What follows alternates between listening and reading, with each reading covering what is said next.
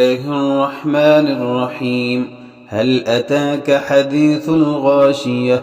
وجوه يومئذ خاشعة عاملة ناصبة تصلى نارا حامية تسقى من عين آنية ليس لهم طعام إلا من ضريع لا يسمن ولا يغني من جوع.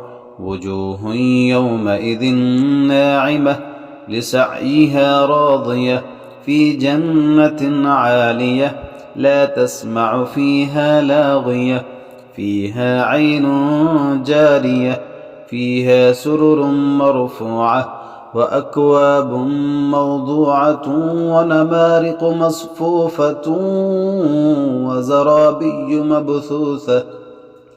أفلا ينظرون إلى الإبل كيف خلقت وإلى السماء كيف رفعت وإلى الجبال كيف نصبت وإلى الأرض كيف سطحت.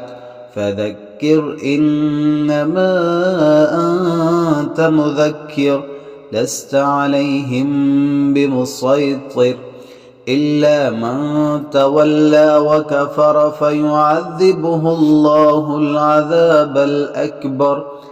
بسم الله الرحمن الرحيم. سبح اسم ربك الأعلى الذي خلق فسوى